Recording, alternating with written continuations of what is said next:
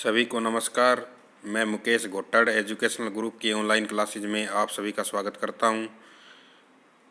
भारत का भूगोल लेक्चर 4 में आज हम हिमालय का वर्गीकरण का टॉपिक करेंगे। किस प्रकार से हिमालय का वर्गीकरण होता है, कितने टाइप से हो सकता है, इसका हम विस्तार पूर्वक अध्ययन करेंगे। चलो अब हम हमारा टॉपिक स्टार्ट करते हैं। सबसे पहले देखो, हिमालय का जो वर्गीकरण है वो 3 तरह से हो सकता है। हिमालय का वर्गीकरण 3 तरह से हो सकता है।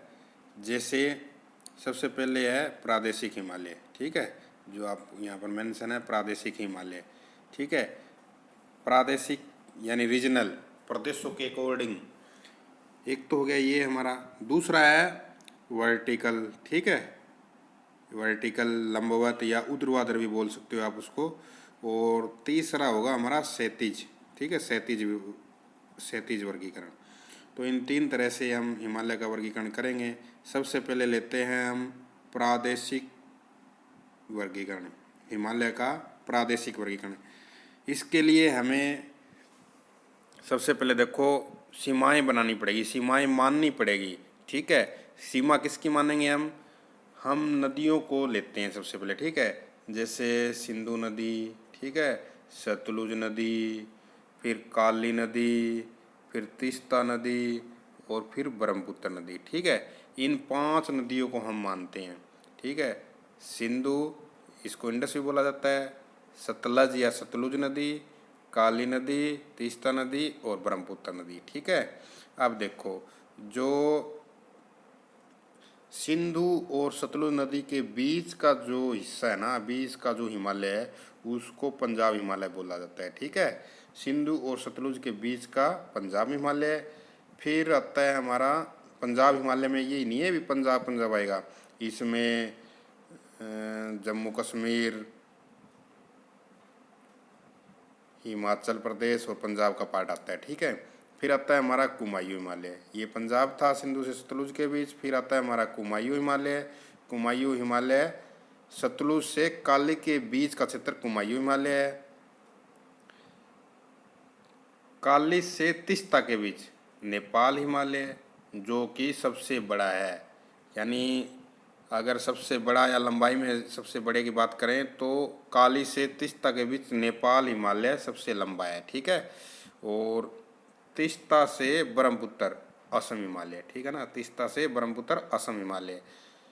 तो ये था हमारा हिमालय का प्रादेशिक वर्गीकरण। इसमें कितने पार्ट हुए? सिंधु से सतलुज पंजाब हिमालय, सतलुज से काली कुमायूं हिमालय, काली से तीस्ता नेपाल हिमालय और तीस्ता से ब्रह्मपुत्र, आपका ब्रह्मपुत्र असम हिमालय, ठीक है। ये 4 पार्ट हुए। इसको हमने किया, आप इसको नोट कर सकते हैं, ठीक है। ये हिमालय का प्रादेशिक वर्गीकरण है। अब हम करेंगे हिमालय का ऊर्ध्वाधर, ठीक है, हिमालय का ऊर्ध्वाधर लंबवत वर्टिकल वर्गीकरण, ठीक है। एक ही बात है, इंग्लिश में वर्टिकल बोल देते हैं, हिंदी में लंबवत भी बोल देते हैं या ऊर्ध्वाधर भी लिखा आता है कई बार, ठीक है। तो इसका हम उत्तर से दक्षिण कर लेते हैं। जैसे सबसे पहले ट्रांस हिमालय, ठीक है, ट्रांस हिमालय। फिर आता है हमारा महान हिमालय, फिर आता है मध्यम या लघु हिमालय और फिर आता है शिवालिक हिमालय, ठीक है। तो इसमें देखो ट्रांस हिमालय जो सबसे ऊपर है, ठीक है, इसकी 3 श्रेणियां हैं। एक है काराकोरम, एक लद्दाख, एक जास्कर, ठीक है। तो जो हमारा काराकोरम है, इसके अंदर K2 शिखर है ना, K2 शिखर इसी के अंदर है, ठीक है ना, जो कि 8611 किलोमीटर है, सॉरी मीटर, किलोमीटर नहीं, मीटर में डिनोट करते हैं हम ऊंचाई को। जो ट्रांस हिमालय उसका पार्ट है काराकोरम, उसके अंदर है आपकी K2 शिखर, जो वैसे तो भारत का सबसे ऊंचा शिखर यही है, लेकिन ये POK के अंडर है, इस वजह से भारत का सबसे ऊंचा शिखर रहेगा वो रहेगा कंचनजंगा, जो 8598 मीटर है। लेकिन हम यहाँ पर काराकोरम में देख रहे हैं K2 शिखर है जिसकी ऊंचाई है 8611 मीटर, ठीक है। तो इसके 3 पार्ट हैं, काराकोरम, लद्दाख और जास्कर। ये ट्रांस हिमालय जो सबसे ऊपर है। फिर आता है हमारा महान हिमालय, ठीक है। महान हिमालय जो नंगा पर्वत से लेकर के और नामचा बरुआ पर्वत तक है। महान हिमालय की खासियत है ये टूटा फूटा नहीं है अभी कहीं से, ये एक कंटिन्यू सीरीज में है, ठीक है। कंटिन्यू है, कहीं से कटपट नहीं है इसमें। तीसरा मध्यम महान हिमालय को देखो नंबर 2 पे है, उसको ग्रेट हिमालय भी बोलते हैं, ठीक है ना। ग्रेट हिमालय भी बोला जाता है महान हिमालय को।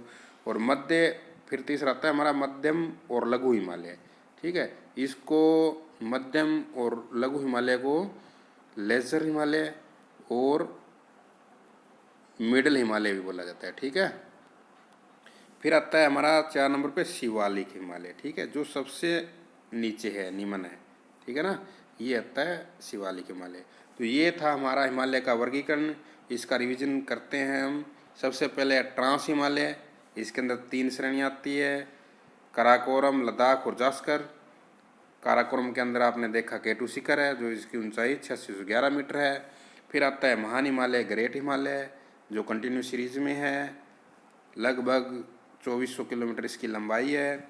फिर आता है मध्यम या लघु हिमालय जिसको लेसर या मिडिल हिमालय बोला जाता है। फिर आता है आपका शिवालिक हिमालय, ठीक है, शिवालिक हिमालय जिसके अंदर दुधवा जैसी श्रेणियाँ हैं, ठीक है। ये था हमारा हिमालय का लंबवत और ऊर्ध्वाधर या वर्टिकल वर्गीकरण, ठीक है। अब हम, ये था हमारा नंबर 2। अब हम करते हैं नंबर 3। तीसरा किस प्रकार से कर सकते हैं, देखो हिमालय का क्षैतिज वर्गीकरण, हॉरिजेंटल, ठीक है। जो हॉरिजेंटल वर्गीकरण है हिमालय का क्षैतिज वर्गीकरण, देखो किस प्रकार से होता है। आपको पता ही है, हमने सबसे पहले काराकोरम की, ठीक है, फिर लद्दाख किया, फिर जास्कर किया, ठीक है। ये 3 श्रेणियाँ हमने देखी। अब देखो फिर आता है हमारा, इनके बाद ये ट्रांस हिमालय के अंदर है ये श्रेणियाँ। फिर आता है हमारा महान हिमालय, कहाँ से लेकर कहाँ तक, नंगा पर्वत से लेकर के और नामचा बरुआ पर्वत तक, ठीक है। नामचा बरुआ पर्वत है अपना बिल्कुल लास्ट में अरुणाचल प्रदेश के पास, ठीक है ना, अरुणाचल प्रदेश में ही है, ऊपर की तरफ बिल्कुल ईस्ट में, जहाँ से ब्रह्मपुत्र नदी आती है मुड़ करके। और नंगा पर्वत से लेकर नामचा पर्वत तक कौन सा है हमारा, ग्रेट हिमालय, ठीक है, महान हिमालय। अब देखो फिर ये तो है हमारा कंटिन्यू, कहीं से कटापटा नहीं है, जैसे मैंने बनाया बिल्कुल ऐसे ही है। अब देखो, अब इसके बाद आता है हमारा मिडल या लेसर हिमालय, ठीक है। ट्रांस में हमने क्या करा करो, लद्दाख जास्कर। फिर आता है हमारा ग्रेट हिमालय, नंगा पर्वत से नामचा बरुआ पर्वत तक 2400 किलोमीटर लंबाई है इसकी, लगभग 2400 किलोमीटर। फिर आता है हमारा देखो लेसर या मिडल हिमालय, ठीक है ना, मध्यम हिमालय इसको बोलते हैं। उसके देखो उसकी श्रेणियाँ जैसे पीर पंजाल, ठीक है, धौलाधार, नाग टिब्बा और महाभारत, ठीक है। फिर इसके बाद ना छोटी छोटी श्रेणियों में छोटी छोटी श्रेणियों में ये टूट करके और ऊपर की तरफ मिल जाता है, ठीक है ना। यहाँ पर जो महान हिमालय है उसी में मिल जाता है, ठीक है ना। ये जो मध्यम हिमालय है छोटी छोटी श्रेणियों में टूट करके ये इसी में मिल जाता है लास्ट में, अरुणाचल प्रदेश या असम में ऊपर जा करके, ठीक है। ये था हमारा मध्यम या लघु हिमालय आप बोल सकते हो। फिर आता है हमारा जो शिवालिक है ना, उसमें देखो उसमें वो नीचे की तरफ उसमें है जम्मू हिल्स, जम्मू की पहाड़ियाँ, ठीक है। फिर आता है दूधवा से पहले भी होती है एक, उसको बोलते हैं चूरिया मुरिया। फिर आता है दूधवा और फिर आगे जा कर के छोटी छोटी में आगे फिर ये हिमालय में ही मिल जाती है, जिसमें छोटी छोटी पहाड़ियाँ हैं असम में, मिरी, अबोर, डफला, मिसमी, ठीक है। ये इसी में अंदर मिल जाता है, ये हिमालय के अंदर। ये है शिवालिक हिमालय, ठीक है ना। अब देखो ये हमने किया क्षैतिज ओरिजेंटल वर्गीकरण हिमालय का, ठीक है ना। इसका रिवीजन करते हैं हम। सबसे पहले काराकोरम, लद्दाख, जास्कर, तीनों श्रेणियाँ देखी हमने। फिर देखो नंगा पर्वत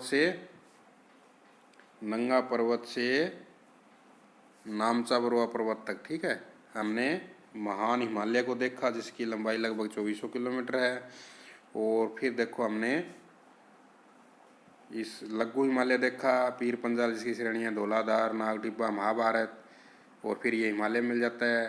फिर लास्ट में हमने देखा शिवालिक हिमालय जो जम्मू हिल्स, चूरिया मुरिया, दुधवा, फिर आगे जाकर असम में मीरी, अबोर, डफला, मिसमी में मिल जाता है। ठीक है, अब इसका हमने क्षैतिज वर्गीकरण किया है। अब हम इसमें नदियों को और देख लेते हैं कहाँ से निकलती कैसे क्या है। चलो नदियाँ करते हैं हम। देखो यहाँ लद्दाख और जास्कर है ना, इनके बीच से यहाँ से सिंधु नदी निकलती है। ठीक है, सिंधु नदी निकलती है। फिर आती है सतलुज, ठीक है ना, सतलुज या सतलज। सतलुज नदी हमारी आएगी यहाँ से लेकर के यहाँ जम्मू हिल से इधर से। फिर आती है हमारी काली नदी यहाँ से यहाँ। फिर आती है हमारी तीस्ता नदी यहाँ से यहाँ। तीस्ता नदी निकलती है यहाँ से यहाँ।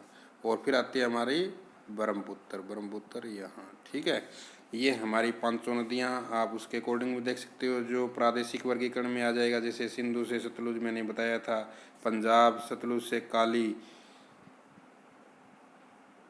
कुमायूं हिमालय, काली से तीस्ता नेपाल हिमालय, और तीस्ता से ब्रह्मपुत्र आपका असम हिमालय। ठीक है, तो ये जो महाभारत है ना, महाभारत ये नेपाल हिमालय में है। ठीक है ना, देखो यहाँ से काली और तीस्ता नेपाल हिमालय बताया था ना मैंने, नेपाल हिमालय।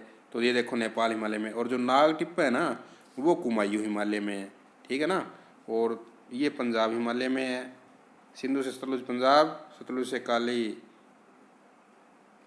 कुमायूं हिमालय, काली से तीस्ता नेपाल हिमालय, और तीस्ता से ब्रह्मपुत्र असम हिमालय। ठीक है, इस तरह हमने नदियों को भी अब इसके अंदर देखा है।